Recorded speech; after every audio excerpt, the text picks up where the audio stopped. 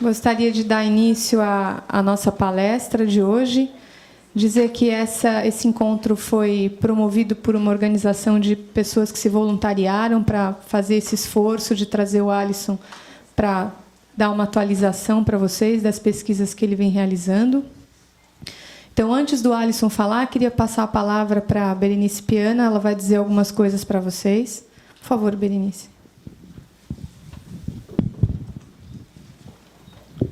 Boa tarde a todos.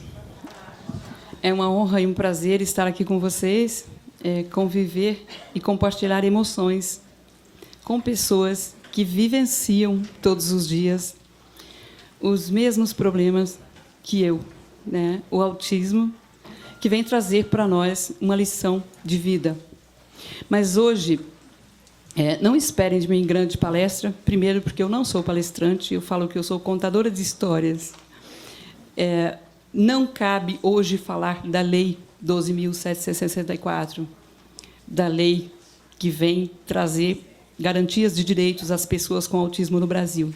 Eu sei que eu me destaquei e fiquei conhecida por isso no Brasil, mas a nossa estrela de hoje é o Dr. Muotri, que vem trazer esperança para o mundo, e a única, até agora, mais consistente, eu acho, e mais palpável, em direção à cura do autismo. Dr. Alisson, eu tenho certeza que todos os dias milhares e milhares de preces sobem aos céus por ele, porque ele ainda está, eu vou dizer, na dianteira, né, da esperança mais concreta para nós. Não conheço alguém nesse mundo que possa não desejar a cura do seu filho com autismo. E ainda que seja uma esperança, ela é uma grande esperança para todos nós. Hoje eu venho dizer a vocês só que continuo do lado de todos, não desisti jamais de lutar e nunca me iludi que uma lei sancionada seria a solução para tudo.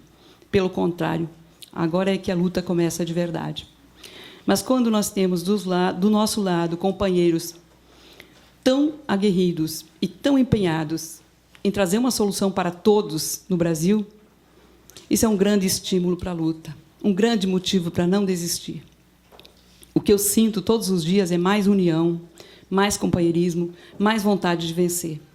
E a vinda desse nosso companheiro brasileiro, né, que mora lá fora e vem desenvolvendo um trabalho tão importante na área da ciência, da pesquisa, vem nos trazer uma grande alegria e um grande arrimo, vem nos trazer mais coragem para lutar e mais motivos para acreditar.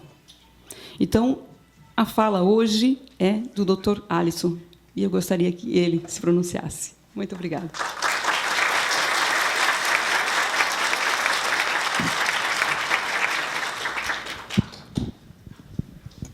Bom, eu esqueci de me apresentar.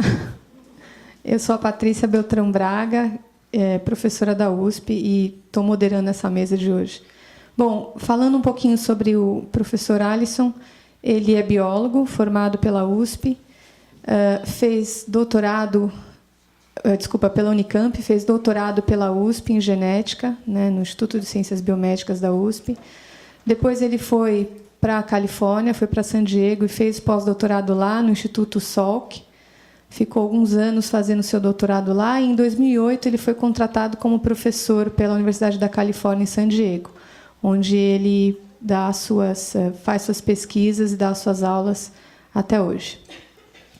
Só para ressaltar um pouquinho o trabalho que o Alisson faz, né, algumas pessoas têm o receio de que esse trabalho esteja sendo feito somente com pacientes americanos, o que não é verdade, né? Além de toda a colaboração que o Alisson tem com diversos grupos aqui no Brasil, em especial o meu grupo, que coordena aqui no Brasil o projeto A Fada do Dente, é justamente para arrecadar os dentes dos pacientes brasileiros para que a gente possa fazer o mesmo tipo de pesquisa que ele está fazendo com os pacientes nos Estados Unidos.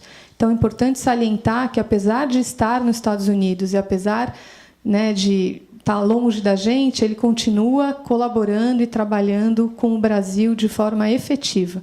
Para vocês terem uma ideia, mais de 52 alunos brasileiros já passaram pelo laboratório dele. Então, é uma contribuição bastante importante que ele esteja lá para receber os nossos alunos, para atualizar os brasileiros, para que traga essas inovações tecnológicas para o Brasil. Então, eu queria dar a palavra para o Alisson, dizer que é um prazer ter ele aqui. Vocês vão ver as atualizações do que ele vem realizando. Então, por favor, Alisson. Olá, pessoal. Obrigado, Patrícia, pela introdução. Obrigado, Berenice, por colocar isso num contexto. Obrigado a todos os voluntários que ajudaram a coordenar. Na verdade, eu vim dessa vez para o Brasil para dar uma passadinha em Brasília e o pessoal falou, por que não dá uma parada em São Paulo e fala lá para a gente sobre a pesquisa, dá uma atualizada, todo mundo está curioso para saber para onde que está indo, que pé que está e o que você acha disso tudo. Eu falei, acho que é uma boa ideia, né? Na verdade, eu tenho um pensamento muito egoísta. Eu estou aqui, estou me aproveitando de vocês, porque eu vou falar só um pouquinho e depois eu vou abrir isso, né, para a gente fazer perguntas e discussão das ideias, das limitações do projeto. E, com isso, eu vou aprendendo com vocês. Então, eu estou aqui sendo o mais egoísta possível. Tá? O projeto, acho que talvez muitos de vocês já conheçam, mas antes de entrar na linha de pesquisa do que eu vou falar, eu quero mostrar o que aconteceu durante o tempo, né? E eu não vou falar de autismo nos próximos minutos, mas eu vou mostrar alguns dados relativamente simples de algumas outras doenças, né? E eu estou falando aqui de doenças que matam, doenças tidas como super importantes, né? Porque elas matam, tá? Então, esses dados, me perdoem, são dados dos Estados Unidos, né? São dados já bem estabelecidos. Eu não sei se isso traduziria exatamente para dados do Brasil, né? Mas vamos começar no passado, né? Então, o passado eu estou jogando lá para 1965, 1995. Nesse período aí eu estou chamando de passado e aqui é o presente, né? Então, vamos comparar uma dessas doenças que matam, né? Leucemia. Então, lá no passado, você tem... era incurável, né? Leucemia, o que acontecia? A criança era diagnosticada com leucemia, os médicos já falavam para a criança, olha, não tem o que fazer, essa criança aproveita agora por enquanto, tem aí um tempo de vida, mas vai morrer. O que aconteceu hoje em dia? Hoje em dia, a gente tem a cura da leucemia em 85% dos pacientes. O número de pessoas que morrem com leucemia hoje em dia é 6 mil casos nos Estados Unidos, né? Um número muito baixo comparado com o que era antes. Bom, tá bom, leucemia, agora a gente já entende o que está acontecendo com a leucemia, é muito fácil de tratar. Vamos pegar, então, doenças do coração. Doenças do coração, você tinha uma doença do coração, tinha um infarto, estava condenado, né? Então, no passado ali, milhares de pessoas morriam de doenças do coração. Hoje em dia, a história não é tão complicada assim. Na verdade, a gente sabe que 63% das pessoas que têm um problema do coração vão sair curadas, ilesas, não vão mais apresentar esse problema, né? Ainda tem uma mortalidade alta, mas não é impossível, né? Assim, é uma porcentagem alta até de pessoas que se recuperam. Bom, o que acontece com a AIDS? Né? Você pode falar, mas essas doenças aqui estão muito lá para trás, você era um moleque, não está sabendo do que você está falando. Bom, eu lembro da AIDS, né? A AIDS já não faz tanto tempo assim. Na verdade, há 10 anos atrás, se você fosse diagnosticado com AIDS, aos 28 anos de idade, você tinha uma expectativa de vida de alguns meses. Hoje em dia, se você é diagnosticado com AIDS aos 28 anos de idade, você pode viver muito para frente. Possivelmente, você vai acabar morrendo de outra coisa que não AIDS, né? Não é a cura, mas a gente estendeu a expectativa de vida. Derrame, né? A mesma coisa. Hoje em dia ainda é um problemão, mas a gente entende que tem um número consideravelmente reduzido de mortes por derrame. A gente consegue apresentar a cura, né, ou o tratamento para 30% dessa população. Bom, essas são histórias positivas, né, histórias que a gente pode se orgulhar, né? Isso aconteceu principalmente, né, por duas coisas que eu já vou contar para vocês porque elas aconteceram. Mas são histórias como essas que me motivaram a ser um cientista, né? E usar o que eu sei, a ciência, para conseguir dar uma qualidade melhor de vida para alguém, né? Então, é isso que me motivou, é isso que me fez entrar, né, na ciência. Bom, deixa eu apresentar para vocês um último dado agora, não tão interessante, não tão positivo assim. Vamos ver o número de suicídios que acontecem nos Estados Unidos. Bom, o número de suicídios não alterou em nada Na verdade, a gente continua tendo um número de suicídio muito alto, né? Da onde que vem esses suicídios? 90% das pessoas que se suicidam nos Estados Unidos são pessoas que tiveram algum problema mental nos estágios iniciais da infância, né? Bom, suicídio mata, autismo não mata. Por que eu estou falando disso? Estou falando que esse é algum problema que a gente enfrenta em diferentes esferas. Quando se trata do cérebro, de doenças psiquiátricas, a gente tem um problema. A gente não avançou tanto quanto a gente avançou comparado com outros tipos de tecidos, de órgãos do corpo humano, né? E tem razões para isso, né? Isso que eu queria falar para vocês. A primeira razão de que isso aconteceu é que, através de pesquisa, através da ciência, a gente descobriu formas de detectar cedo, né? Precocemente detectar esses problemas. E formas de intervir. Então, detectando cedo e intervindo logo, você consegue ter essa melhoria na qualidade de vida, você consegue trazer essa cura. Mas teve uma coisa mais importante, isso é difícil de você achar em livro-texto, isso não está bem explicado, né? Que é o que eu chamo de uma transformação conceitual. Que a gente passa daquele estágio de que não dá para se fazer nada, a um estágio de que, calma aí, eu acho que naquele resultado, aquela pesquisa, acho que isso aponta para um caminho que é um pouco mais otimista, aponta para uma esperança. E sempre começa muito tímido, com uma coisa muito, talvez ainda nebulosa, não foi confirmado, precisa ser replicado, mas sempre começa de uma forma tímida. Foi assim que começou, por exemplo, com o HIV, né? Na verdade, a primeira droga, o AZT, foi desenvolvido por um químico, né? O cara nem patenteou, essa droga foi desenvolvida para câncer, uma droga para tratamento de câncer, foi aplicado para segurar a replicação do vírus da AIDS, né?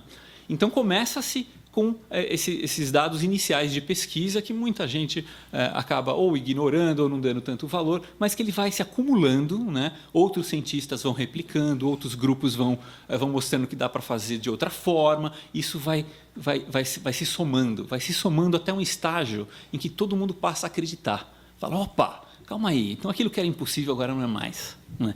E isso é um estágio, isso faz uma diferença. Isso faz uma diferença no pensamento do paciente, né? Agora ele fala, calma aí, tem uma esperança a isso.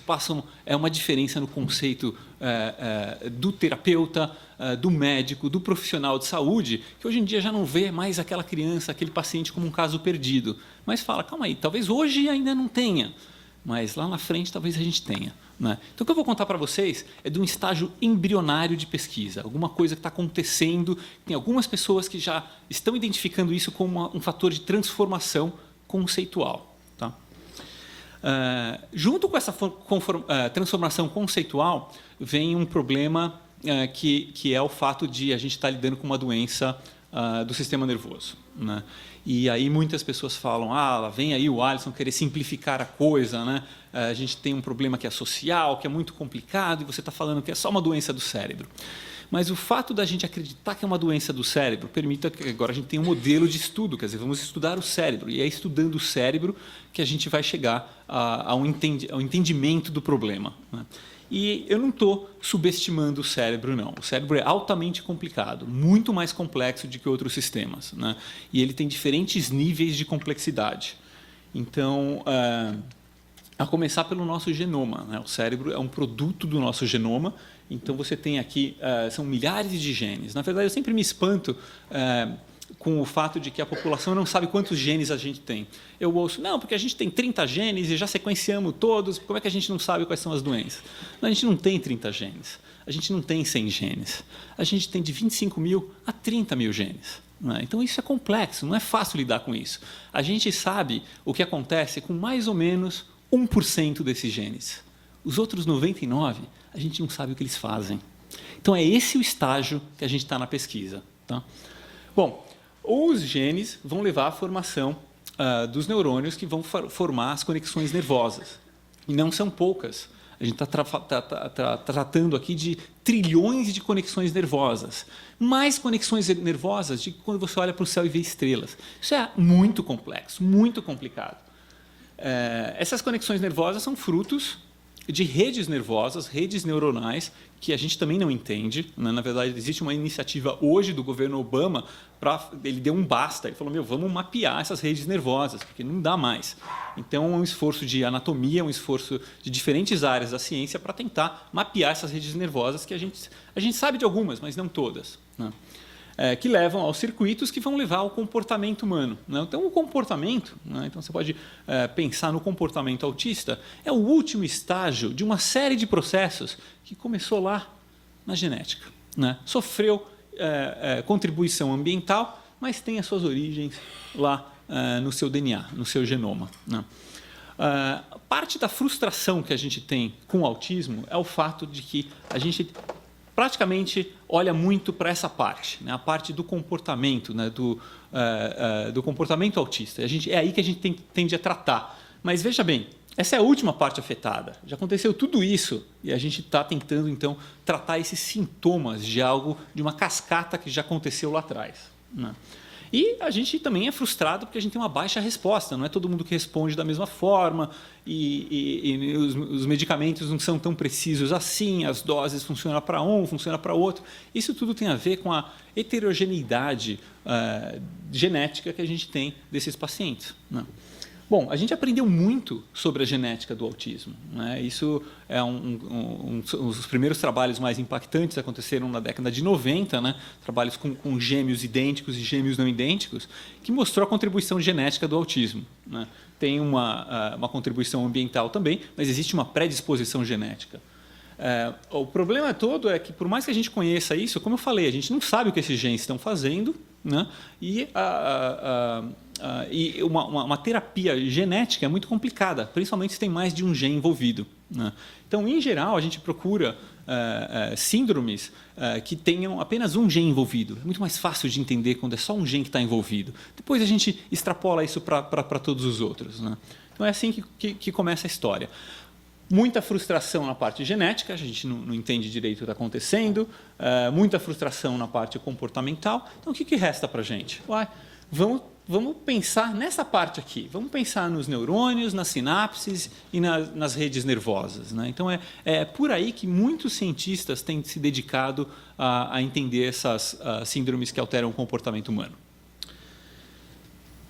Bom, então eu falei para vocês que existem diversos modelos e o conceito de modelo não é uma coisa simples. Né? Muitas pessoas acham que quando eu falo de modelo eu estou me referindo a esse tipo de modelo. Outras pessoas vão entender que modelos, existem outras formas de modelo. Isso para uma criança pode ser o modelo de um trem, isso para um engenheiro pode ser o modelo de uma máquina de voar. Né? Então o conceito de modelo varia muito. Mas eu consegui, depois de pensar muito nisso e ver que tem muita confusão quando a gente fala de modelo de autismo, né, eu falei, quer saber? Vamos tentar pensar numa coisa que unifica tudo isso. Então, eu vou dar um conceito para vocês podem discordar desse conceito, né, mas eu acho que modelos são versões simplificadas da realidade. Tá? Versões simplificadas da realidade. Não existe um modelo ideal, porque todas são versões simplificadas.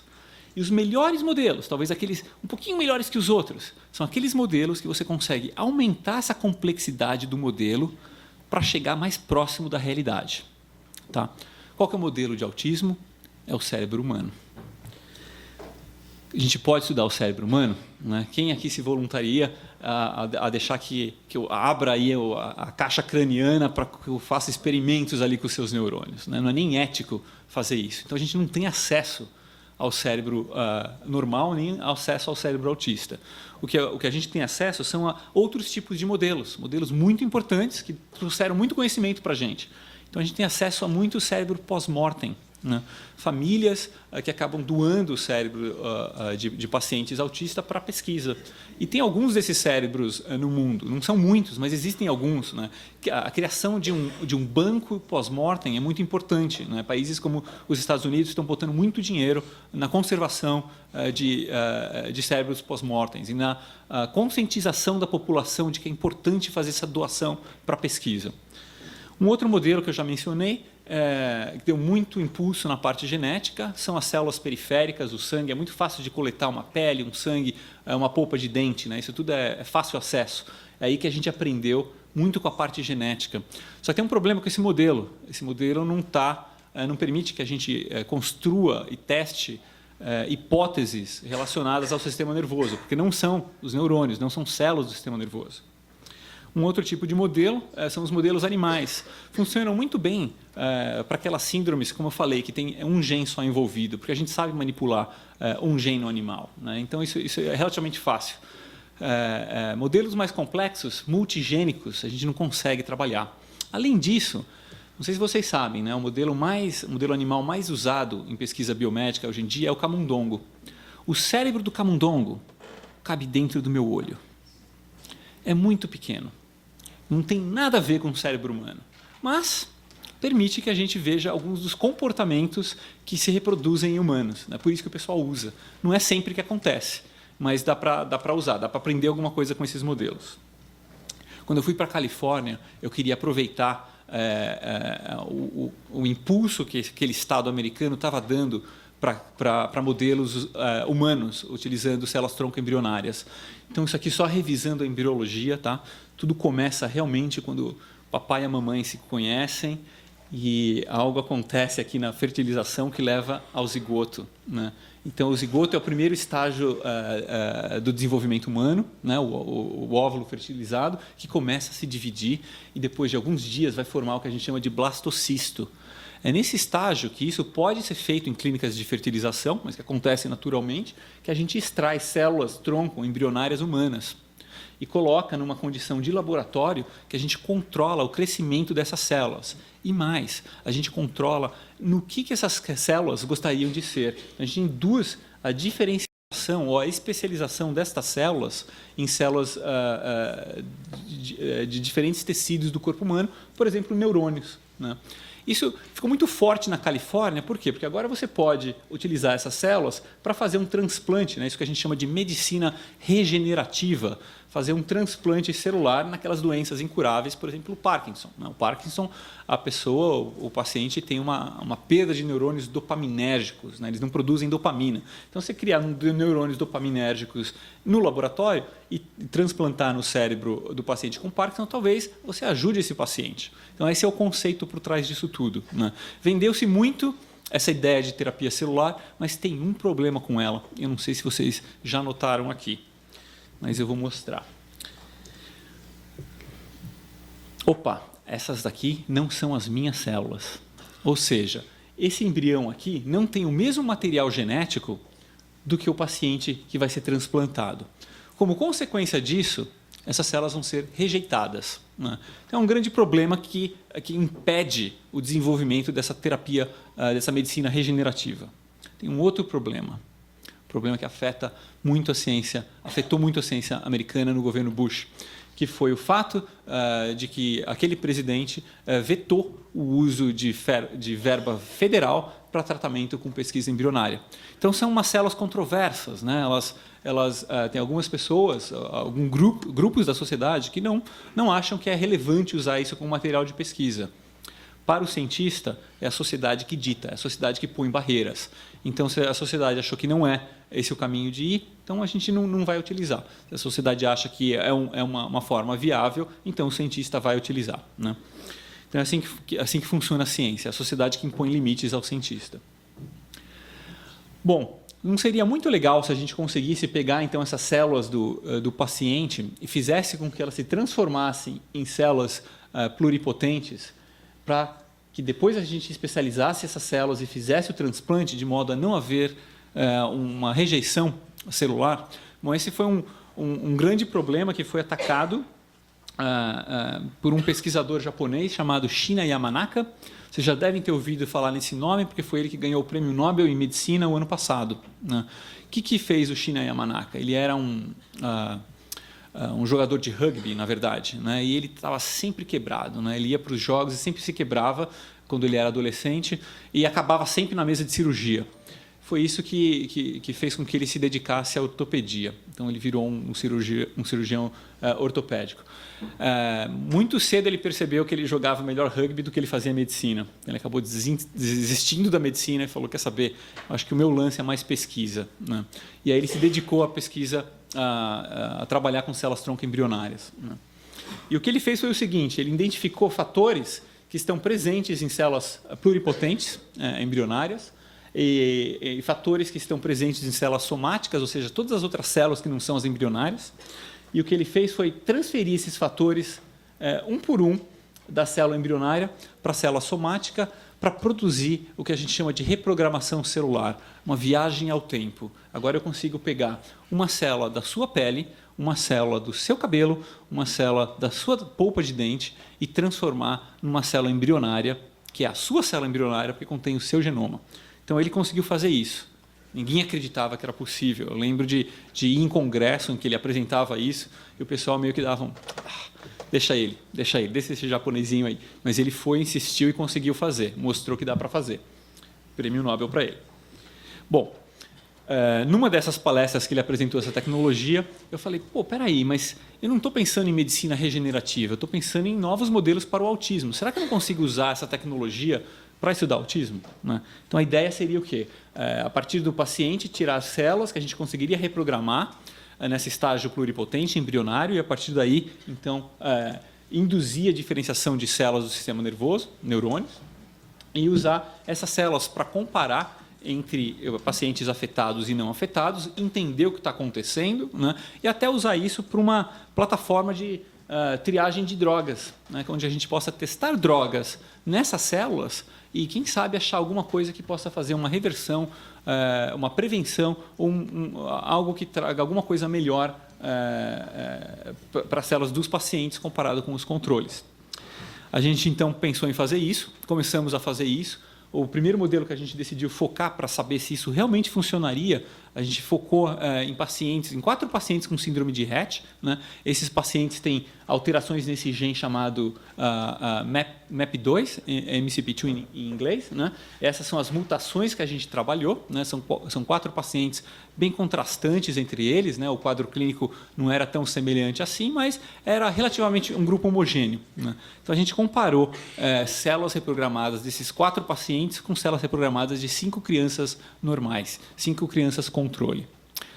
Bom, até então vocês vão estar falando, pô, Alisson, você mostrou aí uma série de desenho e tal, como é que faz isso? Né? E eu estava contando para os meus alunos, um aluno brasileiro que eu tenho lá no laboratório, falou, estou indo lá para o Brasil, vou falar lá com os pais, vou mostrar para eles, mas é sempre difícil a gente ficar falando dessas coisas que a gente faz em laboratório, né? Porque não necessariamente eles têm essa visão do que acontece. Aí ele falou, peraí que eu vou fazer uma coisa para você, talvez eles gostem. Então, eu vou seguir a sugestão dele e vou convidar vocês para entrar no laboratório e observar o que foi feito. Então, o que você tem aqui é um pedaço, por alguma razão, não está aparecendo aqui.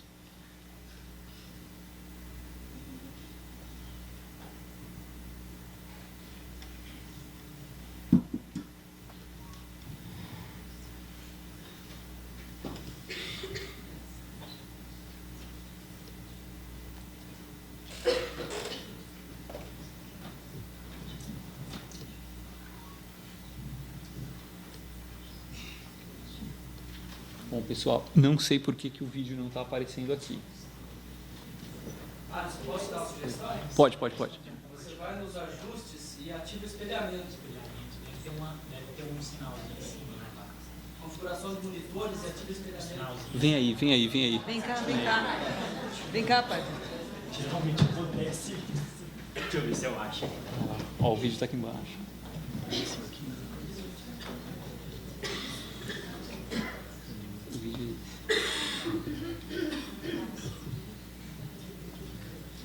Tá, vem aí.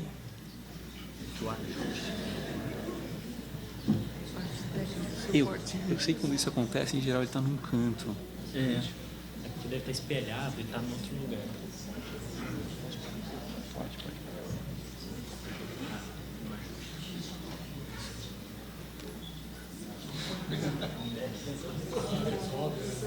Essa coisa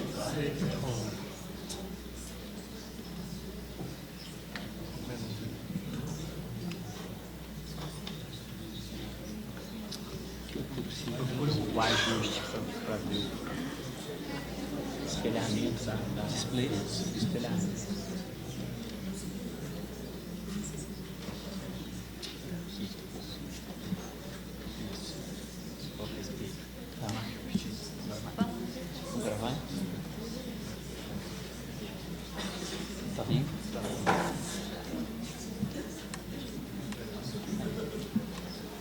Legal. Então, essas aqui são as células de pluripotência induzidas.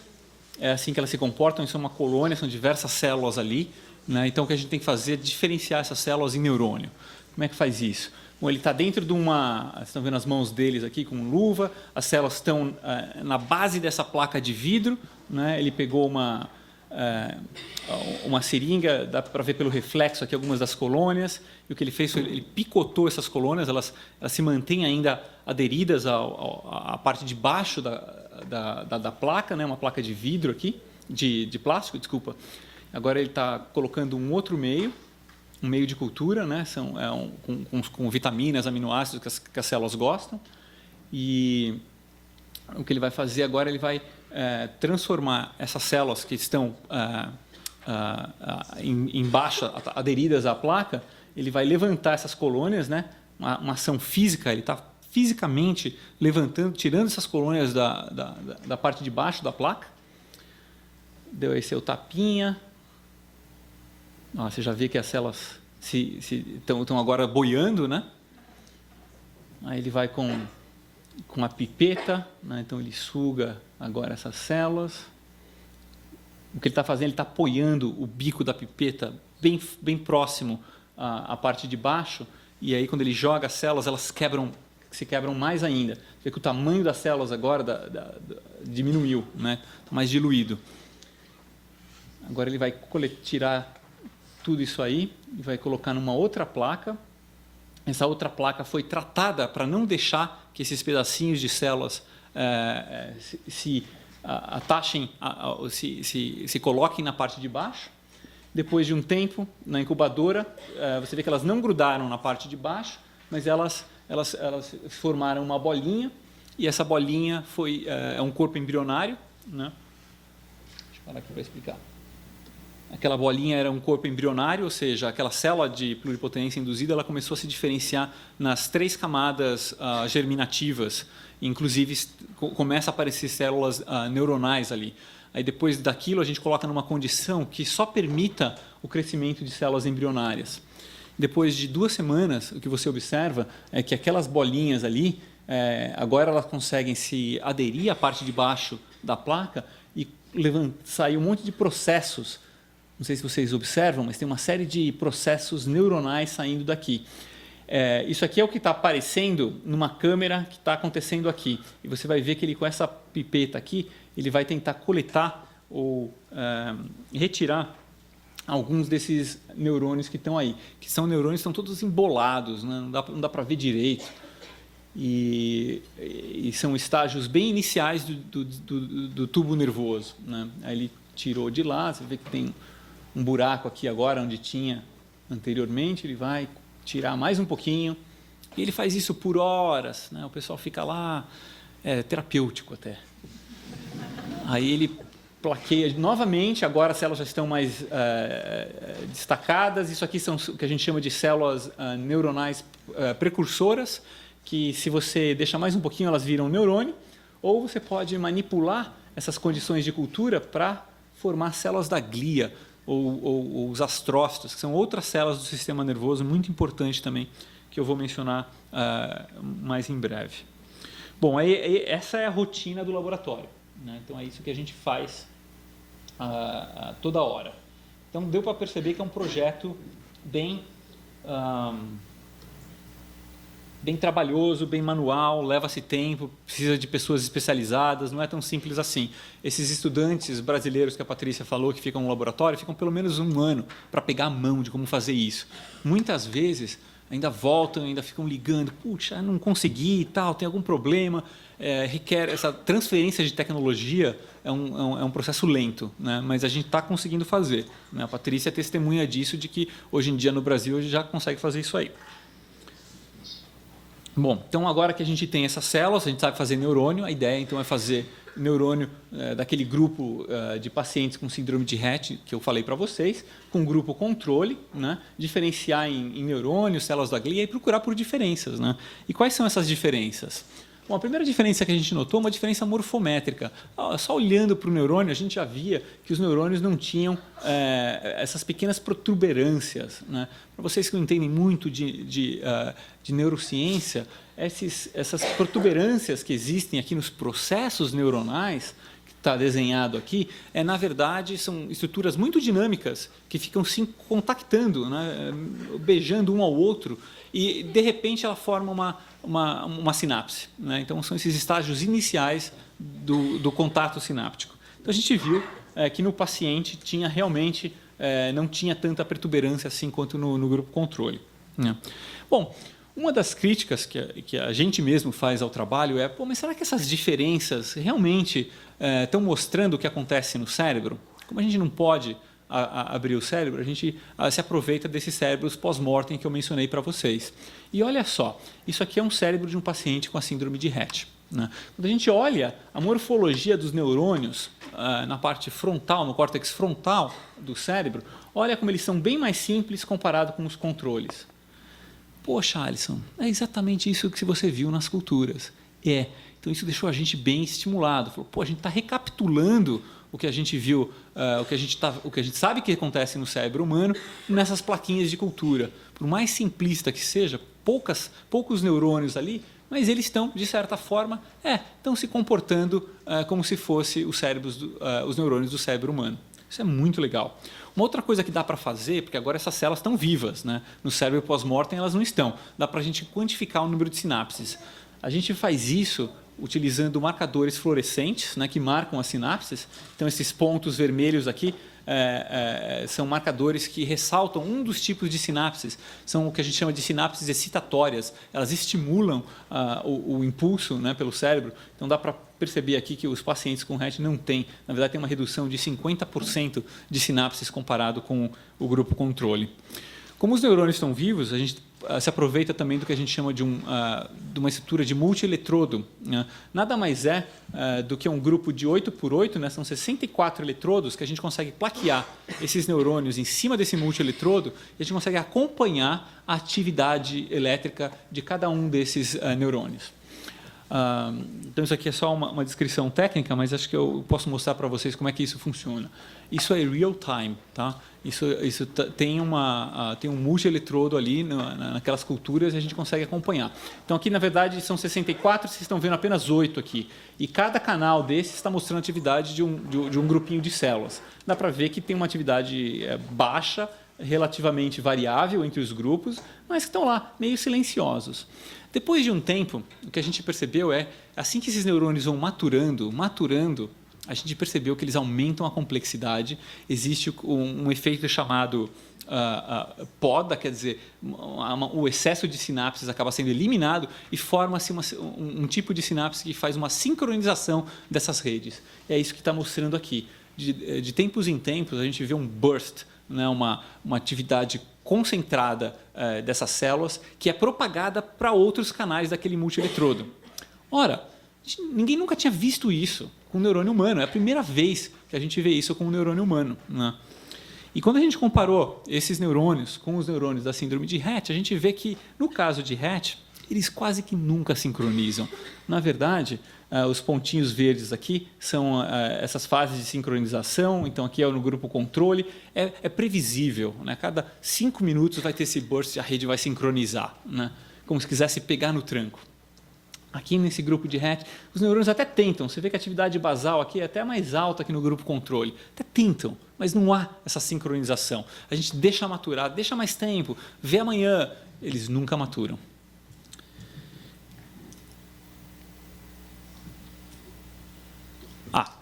Aqui uma outra coisa interessante, né? Então é legal ver a diferença dos neurônios, mas será que a gente consegue recuperar ou fazer alguma coisa? E esse foi um ensaio muito importante que a gente fez, né? Isso foi todo o mérito de 2 pós-docs que estavam trabalhando comigo. Um é o Cassiano Carromeu, outro é a Carol Marqueto. Esses 2 caras são fenomenais, né? Então o que eles falaram assim, não, isso não basta, saber que tem a diferença, isso é legal, isso é bacana, mas a gente quer poder usar isso para um sistema de triagem de drogas. Então, qual foi a ideia deles? Eles falaram assim, e se a gente colocar uma droga que a gente sabe que aumenta o número de sinapses excitatórias nessas redes, será que elas vão se comportar como as redes normais? Bom, o primeiro teste que foi feito foi só tratar os neurônios com IGF-1, né? Esse IGF-1 significa fator de crescimento 1, é uma droga que a gente já conhecia, né? Já havia sido testada em modelos animais, já mostrou-se que aumenta o número de neurônios excitatórios. A gente falou, por que não testar então em neurônios humanos? Testou por 2 semanas, 2 semanas depois, o número de sinapses excitatórias foi recuperado, né? Ver é crer, né? Então, alguém aqui conversando falou assim, eu queria ver o neurônio antes de ser tratado e depois de ser tratado, eu queria ver isso, né? Bom, a gente também quer ver, né? Até para mostrar para os outros colegas como é que se faz, a gente também faz vídeos disso, né? Então, isso aqui são neurônios que foram filmados, né, debaixo do microscópio por um tempinho, e a gente colocou aqui um marcador de cálcio, né? Cálcio é uma forma indireta de você medir a atividade desses neurônios. Então, esse aqui é o grupo controle. Então, toda vez que eles piscam, se puder abaixar a luz, melhor. Perfeito. Vocês estão vendo que existe uma atividade, né? Eles estão piscando, se movimentando. Tem milhares de neurônios nessa placa, né? Acho que tem 1 milhão de neurônios que foi plaqueado aí. Então, existe uma atividade. Agora, eu vou repetir esse vídeo e vou repetir aqui os neurônios da síndrome de Rett. Você vê que tem uma atividade. Está acontecendo alguma coisa aí, mas não é tão grande quanto o controle. E aqui, quando a gente coloca o IGF-1, não é impressionante? Isso assim, você olha para isso e fala, poxa, isso aqui estava morto, não ia para lugar nenhum. 2 semanas depois, a gente consegue ter, então, fazer com que essas redes nervosas se comportem. A gente não consegue mais distinguir isso do grupo controle, né? Teve uma outra forma que a gente mostrou que dava para fazer essa reversão, né? Uma forma genética. Uma das razões da gente ter utilizado a síndrome de Rett é que a gente sabe qual que é o gene envolvido. Como eu falei para vocês, o autismo clássico, o autismo mais comum, a forma idiopática de autismo, são 300 genes envolvidos, né, que já foram correlacionados ao autismo, né? A síndrome de Rett é um só, e a gente sabe qual que é esse gene. Então, e se eu fizesse o seguinte? E se eu pegasse os neurônios normais e induzisse uma mutação naquele gene? E foi isso que foi feito aqui. Quando a gente desregulou o gene da síndrome de Rett, o número de sinapses abaixou. Uma outra coisa que a gente fez foi fazer isso de uma forma oposta. E se eu pegasse agora, então, os neurônios da síndrome de Rett e corrigisse o gene? Foi isso que foi feito aqui. O número de sinapses aumentou. Então, isso diz o quê? Que independente de qualquer questão ambiental que esteja acontecendo, né, porque esses neurônios estão dentro do meu laboratório em cultura e eu sei todas as condições que estão acontecendo ali, né, independente de qualquer parte ambiental, só corrigindo a parte genética, a gente foi capaz de reverter o comportamento, o número de sinapses dessas células. Bom, Alisson, muito interessante e tal, né? Mas a síndrome de Rett representa uma porcentagem muito baixa, né, de todos os tipos de autismo, né? E a questão do autismo idiopático, que é realmente o grande problema, né? Bom, a gente começou isso em diferentes frentes. Eu vou apresentar alguns dados, ainda nem todos estão publicados, mas que mostram como é que a gente pode utilizar essa tecnologia para aprender alguma coisa sobre isso. Então, isso aqui foi feito com um paciente brasileiro, né? Uma colaboração com o grupo da Maria Rita Passos Bueno, do Genoma ali da USP, né?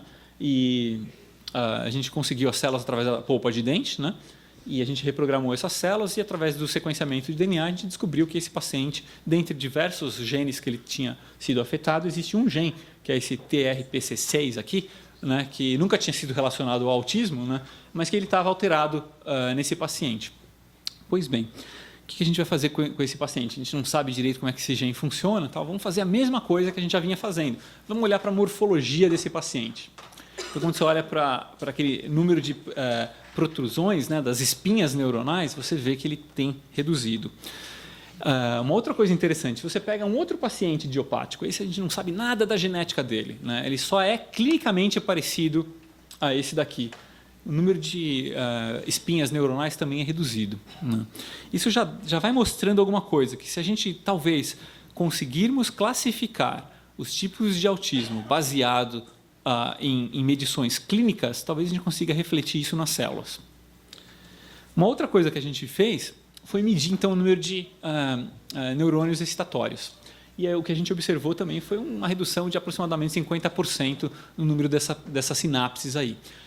Cara, quando a Karina, uma outra brasileira que ficou lá no meu laboratório, ela chegou com esse resultado, eu falei, deve ter alguma coisa errada aí, você misturou isso aí com os neurônios da síndrome de Rett, porque é o mesmo resultado, né? Aí ela falou, não misturei, tenho certeza que eu fiz tudo certo, esse é o paciente, não sei o que, vou lá confirmar, vou genotipar. Tá? Eu falei, vai lá, meu, que você está misturando as células aí. Bom, ela não estava errada, não. Bom, se ela não estava errada, então qual que é a explicação para isso? Bom, pode ser, então, que duas síndromes diferentes, quer dizer, a síndrome de Rett e o neurônio idiopático, talvez eles tenham alguma coisa em comum, né? Qual que é o lado bom disso? Se a gente descobre uma via comum a diferentes síndromes, significa que a gente pode usar a mesma intervenção terapêutica que usou para um, para outro. Bom, foi isso que ela foi atrás. Então, ela falou, vamos ver se esses dois genes, o da síndrome de Rett e o desse autismo idiopático, estão na mesma via. Aí, o que a gente fez foi utilizar um experimento bem simples, né, para não dar margem à dúvida. No fundo, o que a gente fez foi pegar neurônios controle, neurônios com a síndrome de Rett, e a gente mediu a quantidade desse gene nessas duas células. Isso aqui é só a quantidade de proteína, né, desse canal de cálcio, um canal de cálcio que tem aqui no grupo controle. Era isso que você esperava ver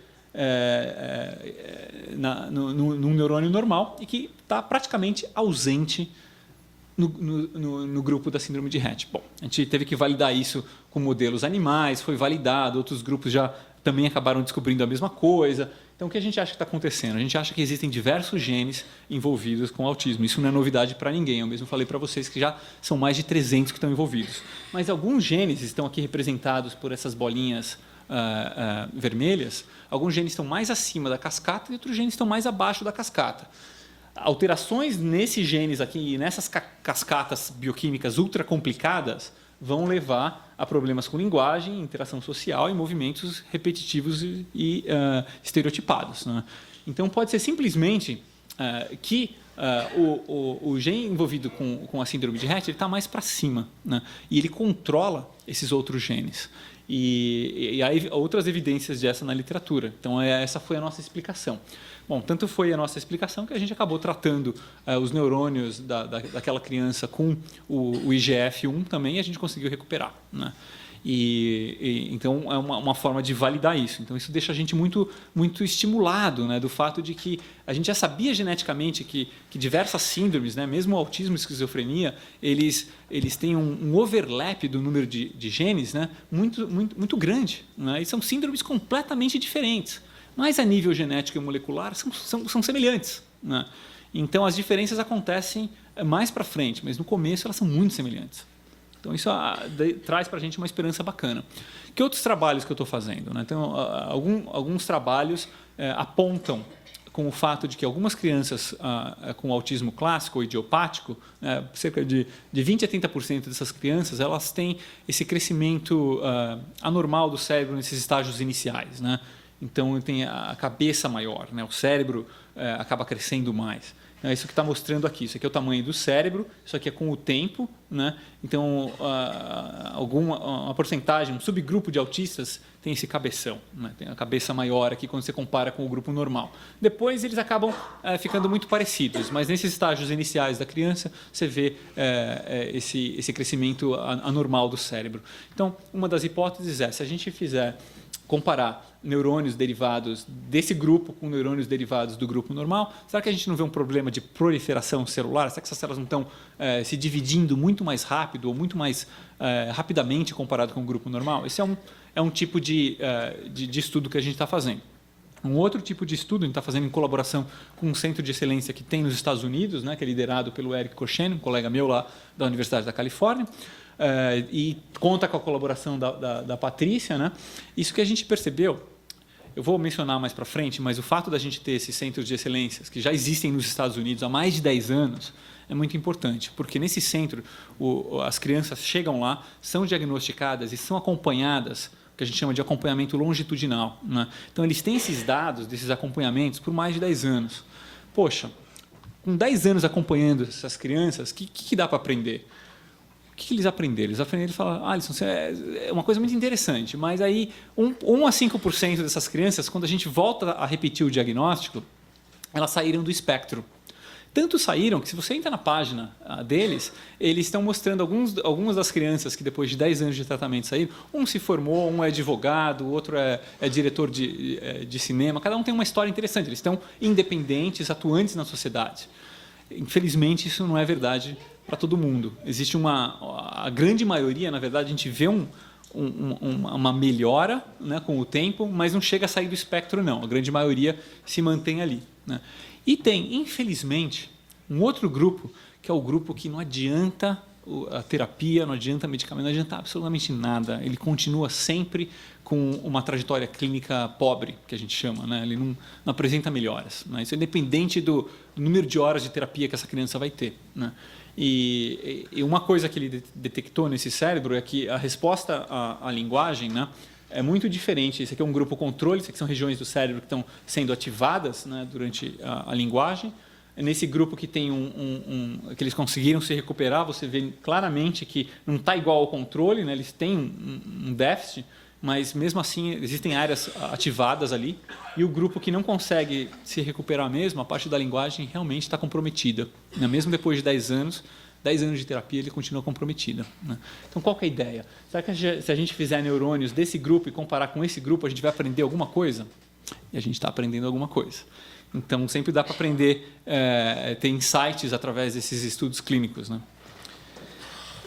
Eu vou falar só mais um pouquinho dessa parte científica aqui, que eu passei rapidamente de propósito na primeira vez que eu mostrei esses slides, mas eu vou parar aqui para falar para vocês. Lembra que eu comentei que os melhores modelos eram aqueles modelos que a gente poderia aumentar em complexidade para ficar mais próximo ao modelo atual?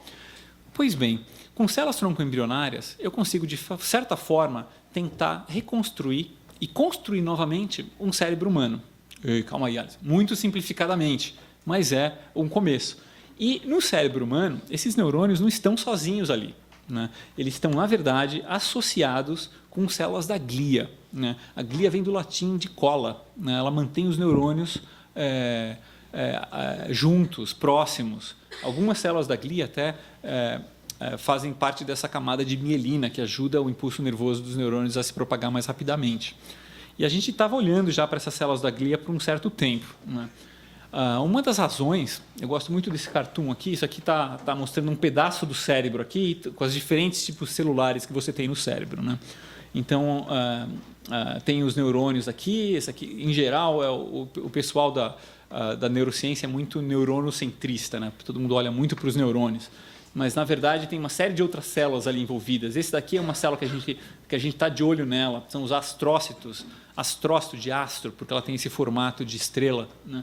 E elas estão conectadas intimamente com os vasos sanguíneos, e elas fazem essa comunicação entre os vasos sanguíneos, os nutrientes e os neurônios. Estão em contato com essas duas partes. Por que eu acho que isso é interessante?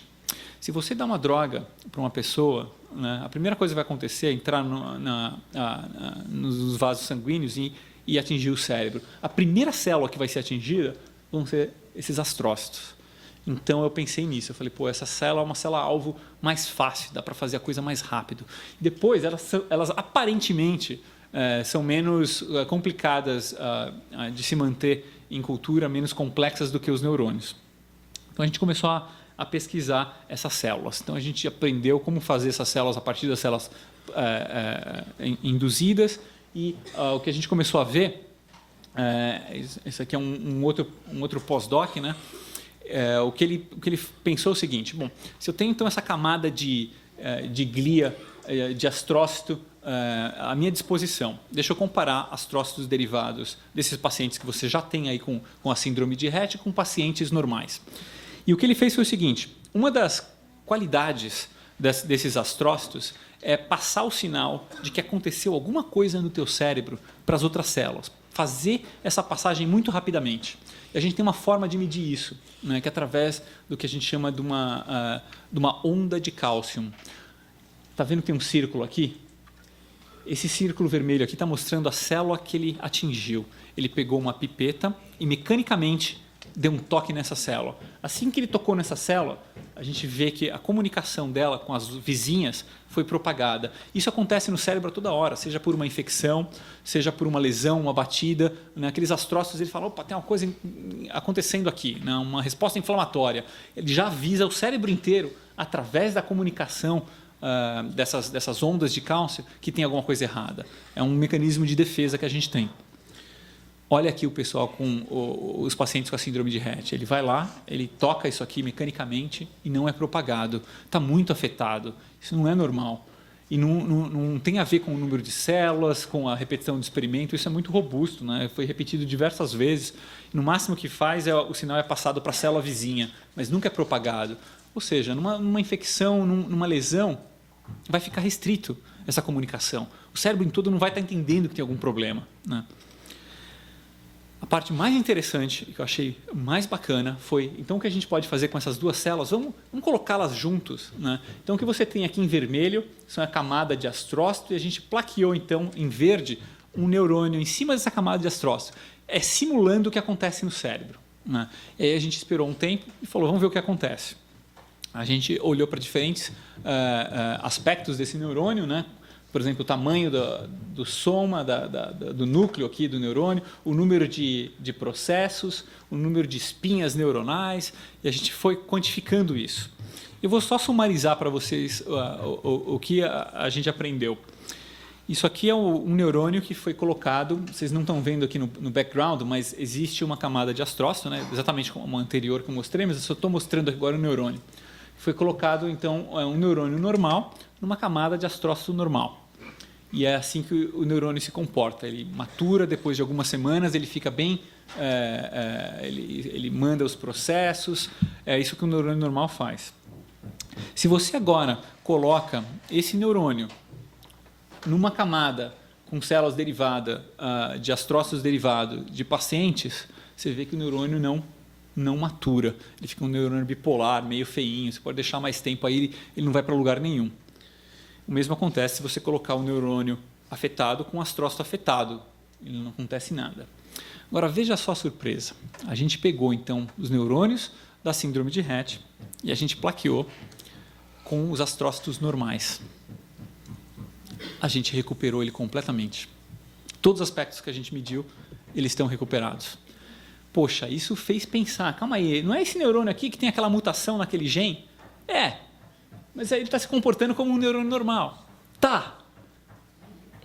Isso é impressionante, né? Então a gente falou, poxa, isso é muito bacana. Isso significa que esse determinismo genético que você tem nos neurônios é passível de reversão. A gente não sabe fazer como, mas dá para fazer, né? Então a gente está trabalhando com essa perspectiva. Uma coisa que a gente aprendeu também foi o que é que faz esse neurônio ficar tão feinho, assim, não amadurecer da forma normal. O que a gente descobriu é que tem uma resposta inflamatória que parte a partir desses astrócitos e que afetam os neurônios, né? Então tem uma série de citoquinas, né? São moléculas de comunicação do sistema imune que quando a gente coloca em contato, isso aqui são algumas delas, né? Em contato com neurônios normais, ela faz com que os neurônios sofram um pouco dessa toxicidade, né? A gente consegue também ver a morte neuronal. Depois de um tempo, os neurônios nem conseguem mais sobreviver em cultura, eles acabam morrendo, né? Então isso é muito legal. Bom, eu estava falando dessa pesquisa tal, e eu estou querendo chegar numa área que é mais ou menos que é para onde a gente está indo, né? E só para resumir o que a gente entendeu até agora, vou mostrar aqui um cartoon que foi feito pelo Ziraldo, né? O Ziraldo ficou sabendo dessa pesquisa, a gente conversou com ele, entendeu, ele falou assim, a gente queria passar o que está acontecendo dessa pesquisa de uma forma mais simples para as pessoas, né? Aí ele fez esse cartoon, né?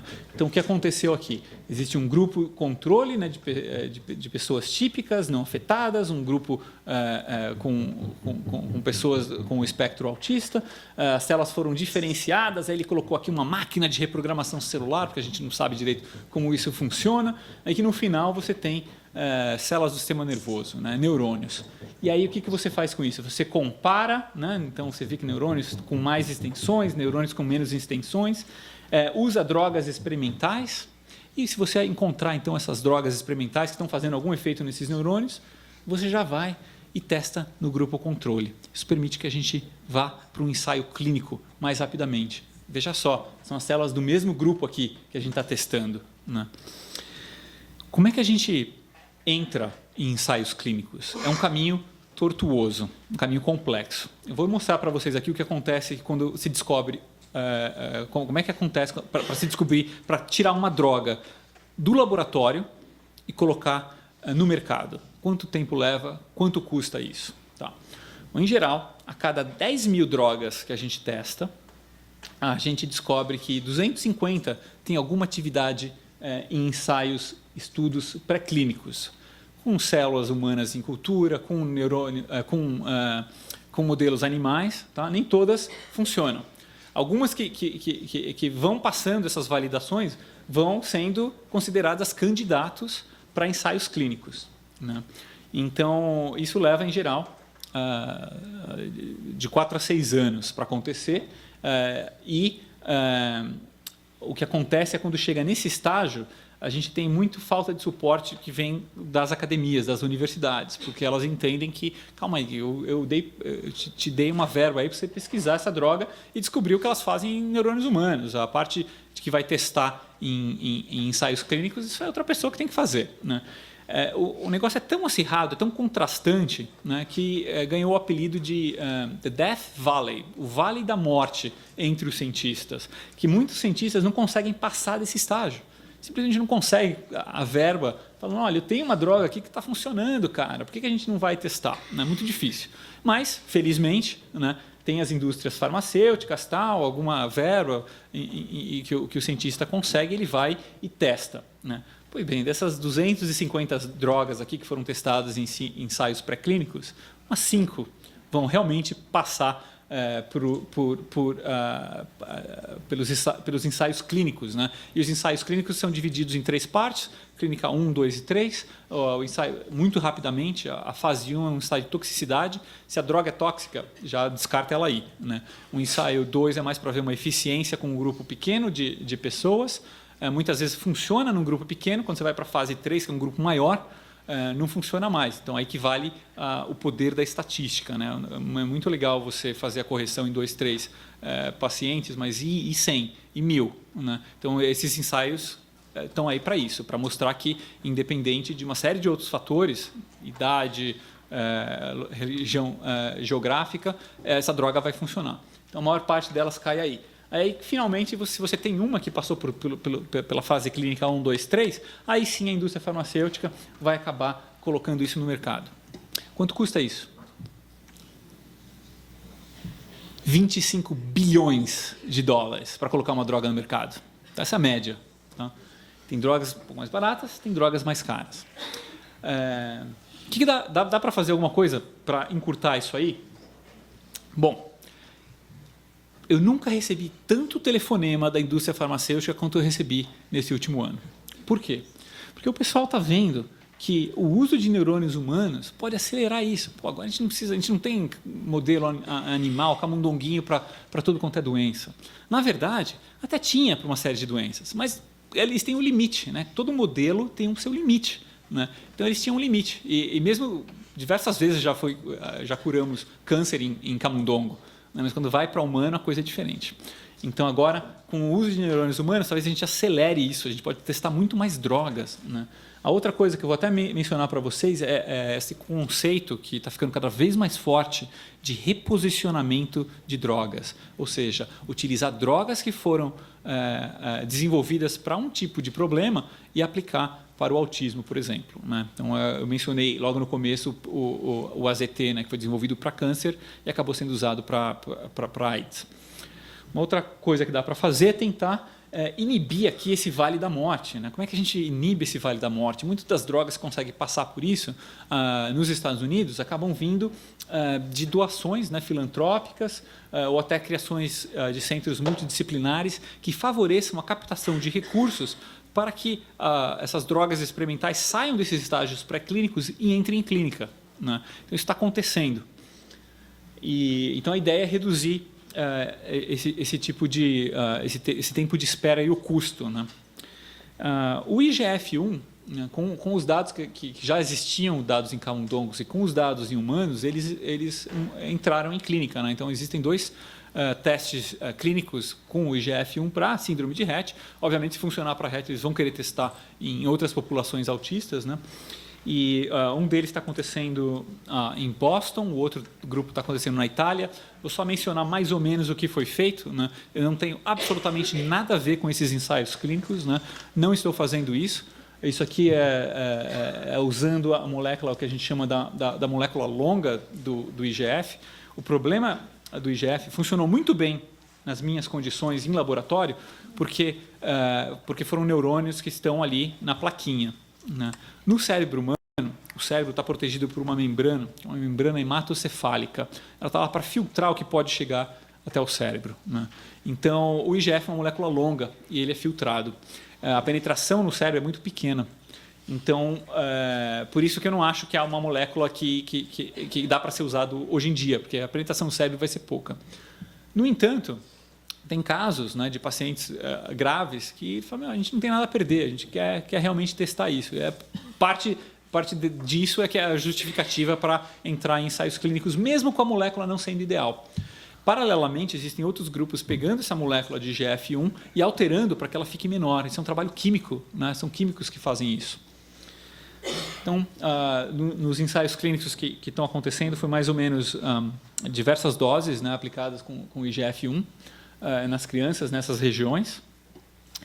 Terminou-se a fase 1 do estudo, teve uma série de análises que foram feitas. A fase 1, como eu falei, é uma fase de toxicologia, ninguém estava vendo para melhoria, né, nenhuma, e se concluiu que o IGF-1 não teve um efeito adverso assim tão complicado, né, dá para a criança suportar. Eles relatam que houve vômito, alguns outros problemas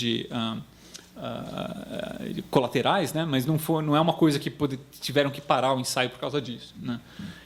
E também uma coisa, o IGF-1 é usado para nanismo, né, problemas de crescimento, né. Achavam-se que isso também teria um efeito colateral. Não teve, pelo menos nesse tipo de tratamento por esse tempo determinado.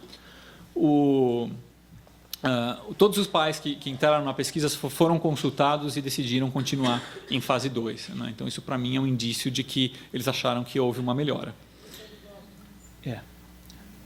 Essa é a fase 2 que está sendo testada, e a ideia, então, que é você acompanhar um grupo que está sendo tratado com IGF-1, um grupo que está sendo tratado com salina ou placebo por um tempo, depois vai ser parado, né, vai aumentando a dose gradativamente para cada paciente, depois o estudo é parado e trocam-se as drogas, e os médicos não estão sabendo disso, é o que a gente chama de duplo cego, ninguém está sabendo quem está tomando a droga real ou quem está tomando o placebo. Troca-se os grupos e vê, então, se acontece melhoria no grupo que está tomando o IGF-1. Esse é um dos ensaios experimentais. Eles estão querendo dar continuidade a esse estudo. Tem outros ensaios clínicos acontecendo, como eu falei, tem uma empresa da Nova Zelândia que conseguiu transformar essa molécula do IGF em um tripeptídeo que consegue penetrar muito mais facilmente no cérebro. Esse ensaio clínico começou recentemente em Houston. Então, a ideia é testar em outros tipos de pacientes, com outras idades, com outros grupos e até outros tipos de autismo. E isso aqui foi publicado há um certo tempo, mas eu acabei de ver esse trabalho semana passada, que também mostrou-se eficaz com um outro tipo sindrômico de autismo, que causa mutações nesse gene SHANK3, que é um gene que está envolvido com a formação sináptica, né? Então é capaz que essa molécula seja importante, talvez não na forma atual, mas outras versões químicas dela sejam importantes. O que a gente quer fazer? A gente quer usar de repente, não só os neurônios, mas os astrócitos para uma plataforma de droga. E esse aqui seria o ensaio, né? Esse aqui, então, é aquela comunicação celular que eu falei para vocês. Então, está aqui um grupo controle. Esse daqui é o grupo de pacientes afetados. Você vê que não estão tão ativos assim, né? Só para validar o IGF-1 como controle positivo nessas células de astrócitos. A gente tratou aqui o paciente. Você vê que está muito mais ativo do que anteriormente, ou seja, pelo menos a sinalização de cálcio a gente consegue recuperar. Então, esse vai ser um dos ensaios. Bom, Alisson, que drogas que vocês vão usar? Existem diferentes bibliotecas de drogas disponíveis, que é o que a gente pode ter acesso. Eu estou trabalhando com algumas que eu acho importantes, eu vou mencionar para vocês. Uma delas vem do Instituto de Oceanografia do Scripps, lá de San Diego. O que esses caras fazem, né? Quando você for visitar San Diego, eu aconselho você dar uma olhada no aquário de San Diego, vai ter uma demonstração desse navio, né? O Flip. É um navio que fica... ele vai para altas profundidades, e aí quando ele chega num terreno que não tem border com nenhum país, ele flip, né? Ele faz assim, aí ele chega numa certa profundidade, ele coleta bactérias ali do fundo do mar. Aí ele traz essas bactérias para cá, esse cara é um químico, né? Ele destrincha quimicamente essas bactérias e ele tem então uma biblioteca de moléculas muito complexas que não são achadas facilmente e que não pertencem a país nenhum, né? Esse é o lado bom.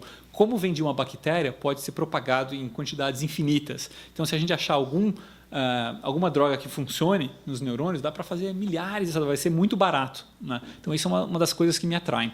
O lado negativo desse tipo de drogas é que são drogas altamente complexas e o efeito acaba não sendo específico, pode ser que traga algum efeito colateral. Esse é um problema. Existe um outro tipo de biblioteca química que eu estou interessado, e o que vocês estão vendo aqui é as facilities do NIH, né, que é o nosso CNPq americano, o Instituto Nacional de Pesquisas para a Saúde, e eles têm, nesses carrosséis aqui, cada carrossel desse tem uma placa, em cada placa tem 384 buraquinhos. Cada buraquinho tem uma droga, então são milhões de drogas que eles têm disponíveis. Dessa biblioteca, cerca de 5 mil ou 10 mil drogas são drogas que falharam em ensaios clínicos 2. Ou seja, elas já passaram pela clínica 1, elas não são tóxicas. Elas podem ser prontamente usadas em clínica a partir de amanhã, né? Só que elas falharam para Alzheimer, elas falharam para câncer, elas falharam para Parkinson. Eu quero testar essas drogas para autismo. Será que não tem aí uma dessas drogas que vá fazer essa reversão, né? E, além disso, são drogas que a gente chama de small molecules, são drogas pequenininhas, que já têm essa penetração no cérebro, já estou restringindo isso, já estou tentando acelerar ao máximo a ida para a clínica, né? Para fazer isso, são milhares de drogas, isso não dá mais para se fazer no meu laboratório, isso vai ter que ser automatizado, né? Essas plaquinhas são muito pequenas, eu não consigo nem olhar para os buraquinhos que tem ali. Quem faz isso são robôs, né? Então, o que você tem aqui são 3 braços mecânicos que o que eles fazem é pegar as drogas dessas plaquinhas, plaquear automaticamente os neurônios ou os astrócitos, colocar a droga em cima dos neurônios dos astrócitos, incubar por 2 semanas, ou o tempo que a gente determinar, e a partir daí, dessa via, vai direto para um microscópio óptico que vai me quantificar as sinapses. Então, uma forma de automatizar isso tudo, né, e tentar acelerar essa tiragem de drogas. A gente está otimizando esse processo para chegar aí, né?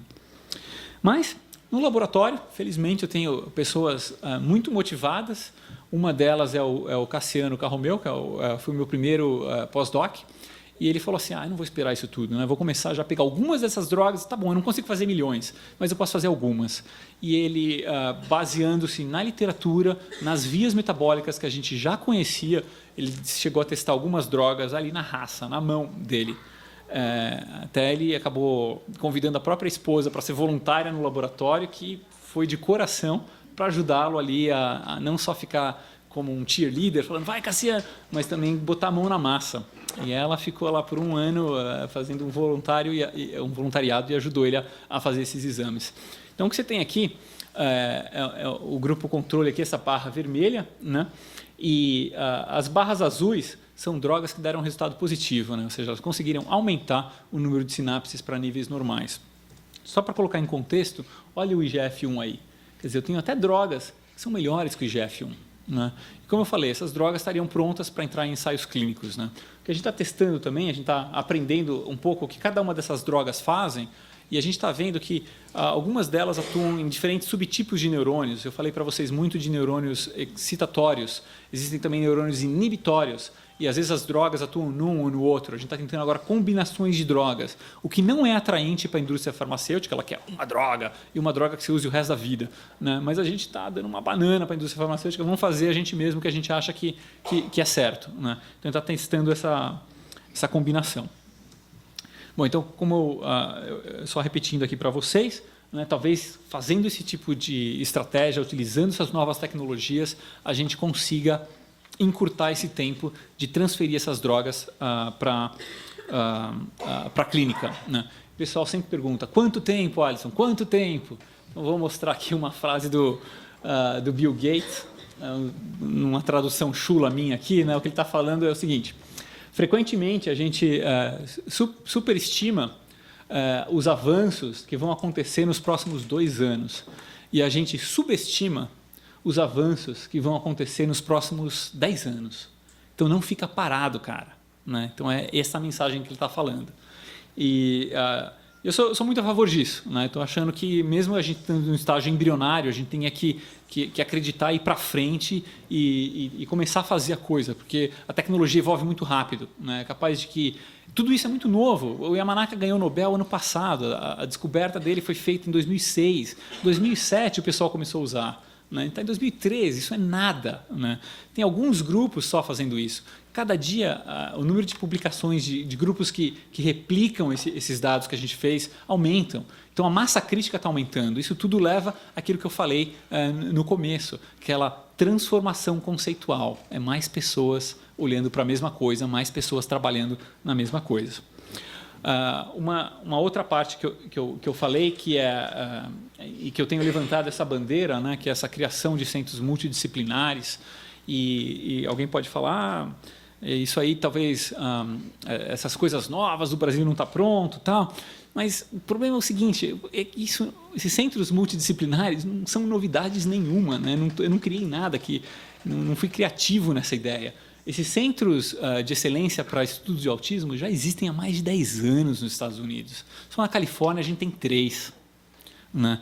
E esses centros são muito diferentes de clínicas individualizadas, pulverizadas, que às vezes faz um trabalho excelente numa área, mas não na outra, né? O que a gente quer é integrar isso tudo, né? Será que o paciente que eu estou usando para aquele ensaio clínico eu não posso usar também para fazer aí a fada do dente ou um outro tipo de estudo? Será que a gente consegue integrar isso tudo, acompanhar esses pacientes por mais tempo, né? E eu não vi isso ainda no Brasil, né? Posso estar enganado, eu tentei conhecer diversos centros, estou conversando com diversas pessoas e a maioria das pessoas fala, não, realmente isso não existe, né? Existe uma série de iniciativas muito boas, muito competentes, mas não está agrupado, né?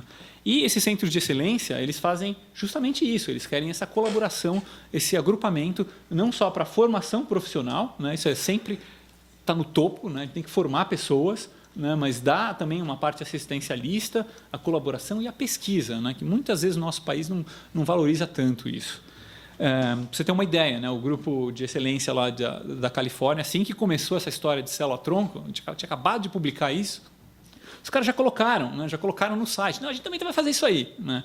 E foi de uma hora para outra, então a bola de neve começa a crescer, né? Tá, isso é nos Estados Unidos, né? Já existiam esses centros estão incorporando essa nova tecnologia. A Europa não estava tão avançada assim, né? Mas a Europa se organizou e os caras fizeram um negócio nota 10. Né? Eu recentemente estive na Suíça e eu tive a oportunidade de conversar com os diretores desse centro europeu, né? Que é conhecido como EU-EIMS, né? Que é o da União Europeia. E são diversos grupos, até em colaboração com o grupo de Massachusetts nos Estados Unidos. Quer dizer, eles não estão focados na Europa, mas eles não estão restritos. Eles sabem que essa internacionalização da ciência é importante, né? E veja só, esse aqui é um modelo de trabalho deles. Veja só qual que é o grupo de trabalho número 1. São os neurônios humanos. A gente vai começar por aí, né? Então, os caras já colocaram isso como, não tem como voltar para trás. Isso é uma tecnologia que está avançando cada vez mais e eles querem estar na frente disso tudo. Então, já estão fazendo isso, né? Isso tem alguns anos já, né? Então, não é novidade.